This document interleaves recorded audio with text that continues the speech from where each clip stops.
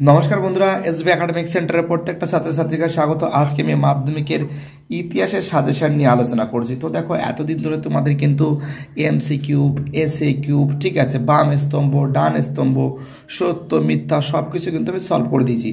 আজকে তোমাদের আমি 4 নম্বরের প্রশ্ন এবং 8 নম্বরের প্রশ্ন এইগুলো আমি দেখাবো। তো দেখো, 4 নম্বরের প্রশ্ন থেকে কোনগুলো গুরুত্বপূর্ণ আলোচনা করা যাক। ফার্স্ট প্রশ্ন, উডের নির্দেশনামা। তো দেখো, প্রথম অধ্যায় থেকেও 4 নম্বর প্রশ্ন আসার চান্স আছে। তার ভিতরে খাদ্যের ইতিহাস, ঠিক আছে, ইন্টারনেটের ভূমিকা, নিম্নবর্গের ইতিহাস, পোশাক পরিচ্ছদ, এইগুলো একটু ভালো করে একটু দেখে যাবে, চোখ বলে যাবে। তার সঙ্গে উডের নির্দেশনামা। তো দেখো, উডের নির্দেশনামা তোমরা কি জানো যে 1854 খ্রিস্টাব্দে চার্লস উড শিক্ষাক্ষেত্রে যে নির্দেশনামাগুলো দিয়েছিল, অর্থাৎ পাশ্চাত্য শিক্ষার ক্ষেত্রে গুরুত্বপূর্ণ ভূমিকা পালন করেছিল, সে সম্পর্কে একটু লিখতে হবে। চিকিৎসা ক্ষেত্রে ক্যালকাটা বা চিকিৎসা ক্ষেত্রে মেডিকেল কলেজের ভূমিকা, অর্থাৎ কলকাতা মেডিকেল কলেজের ভূমিকা। আর সুরেন্দ্রনাথ ভারত সভা, অর্থাৎ তোমরা তো জানো যে ভারত সভার উদ্দেশ্যের কারণ, ভারত সভার প্রভাব, অর্থাৎ ভারত সভা তোমাকে যেভাবেই প্রশ্ন আসুক কিনা তুমি ভারত সভা পড়ে যাবে, সেটাই লিখে আসবে। অহিংস অসহযোগ আন্দোলন, এটা সব থেকে 5 জায়গাটা বেশি গুরুত্বপূর্ণ। চিকিৎসা ক্ষেত্রে ক্যালকাটা মেডিকেল কলেজ, উডের নির্দেশনামা, ভারত সভা, তার সঙ্গে দলিত আন্দোলনে গান্ধীজি আম্বেদকরের ভূমিকা। এই যে প্রশ্নটা আছে না, এটা কিন্তু খতরনাক ইম্পর্টেন্ট। এবং তার সঙ্গে প্রাচ্য পাশ্চাত্য দ্বন্দ্ব, এটা কি বলতো যে ভারতবর্ষের শিক্ষাটা কেমন হবে, সেখানে প্রাচ্য শিক্ষা হবে না, না পাশ্চাত্য শিক্ষা হবে, অর্থাৎ এই দেশের ইতিহাস ভূগোল এই ধরনের পড়াশুনো হবে, না ইংরেজি শিক্ষা, বিজ্ঞান শিক্ষা, এই শিক্ষা হবে। এদের মধ্যে যে দ্বন্দ্বটা আছে, যে 1 লক্ষ টাকা বা এই যে 1 লক্ষ টাকা কোন খাতে খরচা হবে, প্রাচ্য খাতে না পাশ্চাত্য খাতে, এই নিয়ে যে দ্বন্দ্ব, সেটা হলো প্রাচ্য পাশ্চাত্য দ্বন্দ্ব। খুবই ভাইটাল প্রশ্ন। স্বদেশি আন্দোলনে কৃষকদের ভূমিকা এবং স্বদেশি আন্দোলনে নারীদের ভূমিকাটাও পড়ে যাবে। তোমরা জানো যে আমাদের যে আছে সরলা দেবীর লক্ষ্মীর ভাণ্ডারা আছে, তার সঙ্গে তোমাদের আমাদের রামেন্দ্র সুন্দর ত্রিবেদী, ঠিক আছে, অরন্দন দিবস। তো এই যে স্বদেশী আন্দোলনে কৃষক এবং নারীদের যে ভূমিকা, চোখ বুলিয়ে যাবে। তার সঙ্গে এই প্রশ্নটা, কারিগরি শিক্ষা বিস্তারে বেঙ্গল টেকনিক্যাল ইনস্টিটিউটের ভূমিকা, কারিগরি শিক্ষা বিস্তারে বেঙ্গল টেকনিক্যাল ইনস্টিটিউটের ভূমিকাও গুরুত্বপূর্ণ। মহারানীর ঘোষণাপত্র, বঙ্গভঙ্গ বিরোধী আন্দোলনের নারীদের ভূমিকা, এই তো একই প্রশ্ন বাবা, যেটা তোমাদের আমি বলেছিলাম, কৃষকদের ভূমিকা, নারীদের ভূমিকা। তো আমি মনে করি তোমাদের এই প্রশ্নটা বঙ্গভঙ্গ বিরোধী আন্দোলনে কৃষক এবং নারীদের ভিতর থেকে তোমাদের কিন্তু নারীদের বেশি ইম্পর্টেন্ট, সব থেকে বেশি গুরুত্বপূর্ণ ভূমিকা পালন করেছিল নারীরা। কিন্তু কৃষকরা অংশগ্রহণ করেছিল, কিন্তু অতটা পরিমাণে নয়। এবং 11 দাগের প্রশ্ন, সিপাহী বিদ্রোহে শিক্ষিত বাঙালিদের ভূমিকা। কোশ্চেনটা কিন্তু ঘুরিয়ে করে, ভয়ের কোনো কারণ নেই। যে কী কোশ্চেনটা করে, যে সিপাহী বিদ্রোহে শিক্ষিত বাঙালি সমাজ কি অংশগ্রহণ করেছিল, সিপাহী বিদ্রোহে শিক্ষিত বাঙালি সমাজ কি অংশগ্রহণ করেছিল, ঠিক আছে, কি বলছে বুঝতে পারছো? বা সিপাহী বিদ্রোহে শিক্ষিত বাঙালিদের ভূমিকা। তোমরা তো জানো যে শিক্ষিত বাঙালিরা কোনো ভূমিকা গ্রহণ করেনি, কারণ তারা ভাবতো যে ইস্ট ইন্ডিয়া কোম্পানি ভারতবর্ষের ক্ষেত্রে মঙ্গলকর, এবং তারা ইস্ট ইন্ডিয়া কোম্পানির কাছ থেকে চাকরি বাকরি সমস্ত সুযোগ সুবিধা ভোগ করেছিল। তার জন্য তারা ইস্ট ইন্ডিয়া কোম্পানির বিরুদ্ধে 1857 সালে সিপাহী বিদ্রোহে অংশগ্রহণ করেনি। চলো, তার সঙ্গে আধুনিক ভারতের ইতিহাসে রচনায় জীবন স্মৃতির গুরুত্ব। তোমরা জানো যে জীবন স্মৃতি কার লেখা, রবীন্দ্রনাথ ঠাকুরের লেখা। এটা ভালো করে পড়বে। স্বামী বিবেকানন্দ নব্য বেদান্ত, হিন্দু সমাজকে যে নব্য বেদান্ত তৈরি করা, সেটা স্বামী বিবেকানন্দ গুরুত্বপূর্ণ ভূমিকা পালন করেছিল। ডক্টর মহেন্দ্রলাল সরকার স্মরণীয় কোনো। তোমরা জানো যে Indian association for the cultivation of science, এটা কে প্রতিষ্ঠা করেছিলেন? মহেন্দ্রলাল সরকার। এটা কোথায় ছিল? রাজাবাজারে। পরবর্তীকালে কোথায় যায়?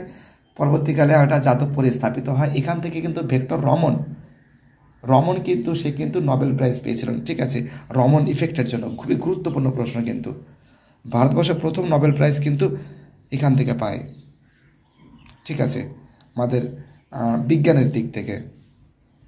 তার সঙ্গে উদ্বাস্তু সমস্যা, তোমরা জানো যে উদ্বাস্তু সমস্যা কোন সময় হয়েছিল? 1947 সালে উদ্বাস্তু সমস্যা হয়েছিল, আর হয়েছিল 1971 সালের আগে। উদ্বাস্তু সমস্যা বলতে বোঝানো হয়েছে যে যখন ভারত পাকিস্তান বা ভারত বাংলাদেশ যখন ভাগ হয়ে যায়, তো পাকিস্তানের মুসলমানরা তারা কি করে, তারা ওই দেশেই থেকে যায়, এবং ভারতবর্ষের কিছু মুসলমান আছে, তারা কি করে পাকিস্তানে চলে যায়। এবং ভারতবর্ষে প্রচুর হিন্দু আসে, যারা আমাদের কিন্তু না, পাকিস্তানে কিছু হিন্দু আছে, প্রচুর হিন্দু ছিল, যারা ভারতবর্ষে চলে আসে। অর্থাৎ পাকিস্তানের হিন্দুরা ভারতে চলে আসে, এবং ভারতের মুসলমানরা পাকিস্তানে চলে যায়। এবং এই যে উদ্বাস্তু যে সমস্যা আছে, এই উদ্বাস্তু সমস্যা তোমরা জানো যে নেহরু লিয়াকত চুক্তি হয়েছিল 1950 খ্রিস্টাব্দে, যার নাম দিল্লি চুক্তি।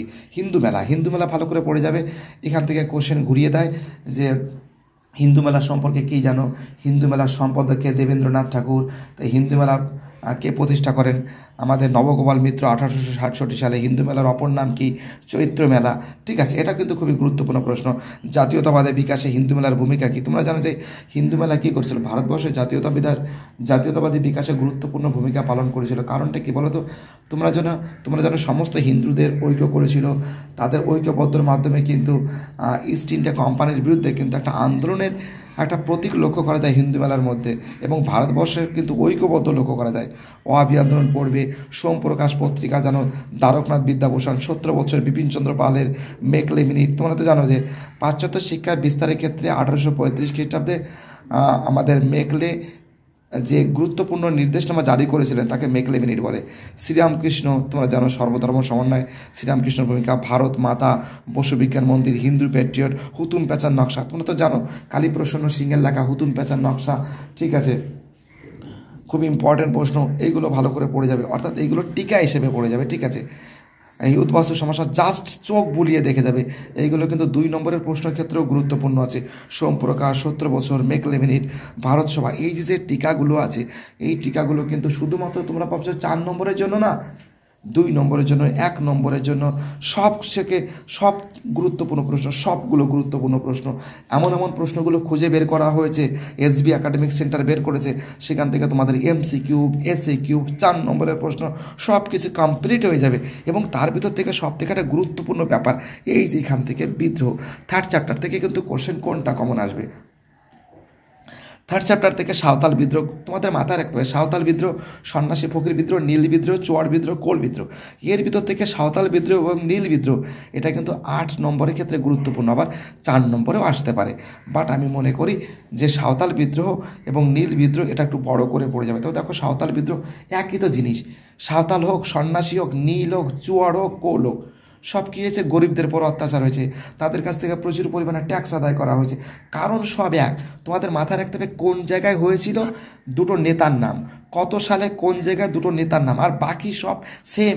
পুরো ওই লেটার রাইটিং লেখে না, ওই তোমাদের ওই দেখা যাবে কি যখন তোমরা লেটার রাইটিং লেখো বা নোটিশ লেখো, উপরে সব জিনিস উপরে নিচে সব একই জিনিস লিখতে হয়, মাঝে মাঝে কয়েকটা ওয়ার্ড চেঞ্জ করতে হয়, সেরকম লিখবে। ভয়ের কোনো কারণ নেই, কোনো ভয় পাবে না। সে নীল বিদ্রোহ হোক, চোয়ার বিদ্রোহ হোক, আর কোল বিদ্রোহ হোক, কোলদের পর অত্যাচার ছিল, চোয়ার বিদ্রোহ সেরকম, নীল বিদ্রোহ সেরকম। নীল চাষিদের পর অত্যাচার করতো, তাদের জোরদস্তি করে চাষ করানো হতো। সন্ন্যাসী ফকির বিদ্রোহের পর সন্ন্যাসীদের পর অত্যাচার করতো, সন্ন্যাসীদের কাছ থেকে ট্যাক্স আদায় করতো। তারা ভবঘুরে, তারা কী করে ট্যাক্স দেবে?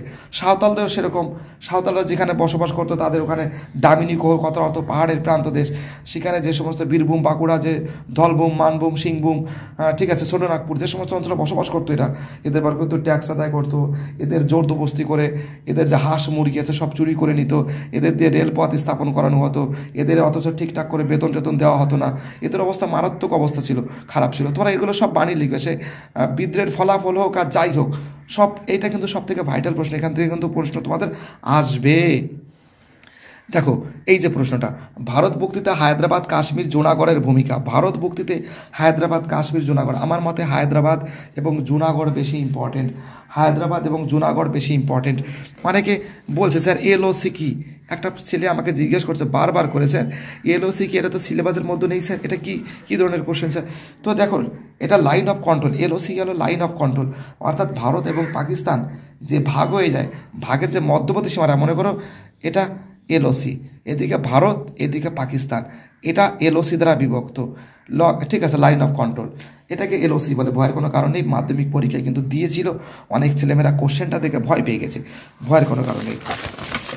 এবার দেখো 8 নম্বরের প্রশ্ন কোনগুলো গুরুত্বপূর্ণ। 8 নম্বরের প্রশ্নের জন্য একটু তোমরা দাঁড়াও। 8 নম্বরের প্রশ্ন, রবীন্দ্রনাথ ঠাকুরের শিক্ষা বিস্তারে শান্তিনিকেতনের ভাবধারা সম্পর্কে কী জানো? রবীন্দ্রনাথ ঠাকুরের শিক্ষা চিন্তায় শান্তিনিকেতনের ভাবধারা সম্পর্কে কী জানো? নীল বিদ্রোহের কারণ ও গুরুত্ব লেখো, খুবই গুরুত্বপূর্ণ প্রশ্ন। মহাবিদ্রোহের চরিত্র প্রকৃতি বিশ্লেষণ করো। মহাবিদ্রের চরিত্র প্রকৃতি বিশ্লেষণ করো। খুবই ভাইটাল প্রশ্ন, খুবই ভাইটাল প্রশ্ন। সশস্ত্র বিপ্লবী আন্দোলনের নারীদের ভূমিকা, ভারতীয়দের জাতীয়তাবাদ বিকাশের লেখা ও রেখার অবদান কি? ভারতীয়দের জাতীয়তাবাদ বিকাশের লেখা ও রেখার অবদান কি? একটা কথা তোমাদের আমি বলছি, এই যে 8 নম্বরে যে প্রশ্ন আছে না, এইগুলো তো খুবই গুরুত্বপূর্ণ, কিন্তু আর একটা জিনিস তোমাদের মাথায় রাখতে হবে যে মাঝে মাঝে কিন্তু যে 4 নম্বরে যে প্রশ্নগুলো আছে সেইগুলো 8 নম্বরে আসে, এবং 8 নম্বরে যে প্রশ্নগুলো সেইগুলো মাঝে মাঝে 4 নম্বরে দিয়েছে, যেটা মাধ্যমিকের প্রশ্ন দেখে আমরা অনেকবার লক্ষ্য করে দেখেছি। যাই হোক, বুঝতে পারছি আমি কী বলছি। ভিডিওটি দেখার জন্য এসবি একাডেমিক সেন্টারের তরফ থেকে প্রত্যেকটা ছাত্রছাত্রীকে জানাই অসংখ্য ধন্যবাদ। সুস্থ থেকো, ভালো থেকো, চ্যানেলের সঙ্গে যুক্ত থেকো, এটাই আমার একান্ত অনুরোধ তোমাদের কাছে।